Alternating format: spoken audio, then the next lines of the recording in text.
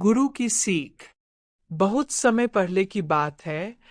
एक गांव में एक छोटे लड़के राहुल और उसके पिता रहते थे। राहुल बेहद होशियार लेकिन उतना ही जिद्दी और गुस्सैल स्वभाव का था। वह छोटी छोटी बातों पर गुस्सा कर बैठता और दूसरों से दुर्व्यवहार करने लगता।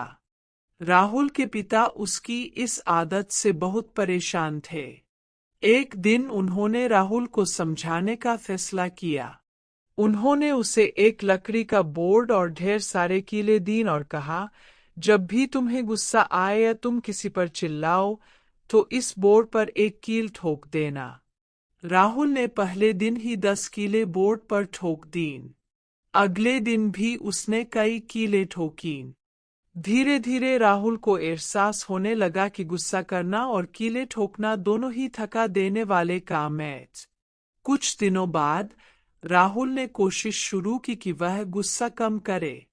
उसने पाया कि यदि वह शांत रहे तो उसे कीले ठोकने की जरूरत नहीं पड़ेगी। कुछ हफ्तों में उसने गुस्सा करना लगभग बंद कर दिया।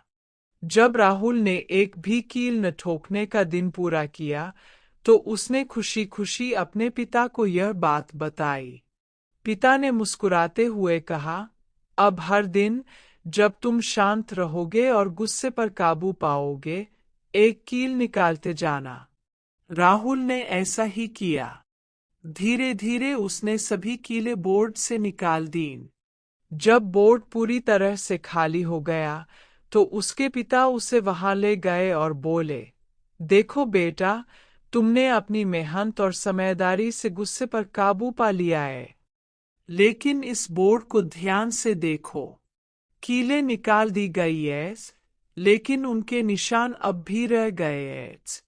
इसी तरह जब तुम गुस्से में किसी को बुरा भला कहते हो या चोट पहुंचाते हो तो वह माफी से ठीक हो सकता है, लेकिन निशान हमेशा रह जाते हैं। राहुल ने यह बात समझ ली। उसने न केवल अपने गुस्से पर काबू पाया बल्कि अपने व्यवहार को भी सुधार लिया। यह कहानी हमें सिखाती है कि गुस्से में कहे गए शब्द या किए गए काम दूसरों के दिल पर गहरे निशान छोड़ सकते हैं। इसलिए हमें अपने गुस्से और शब्दों पर नियंत्रण रखना चाहिए। संयम और समझदारी से ही जीवन में शांति और स्नेह बनाए रखा जा सकता है।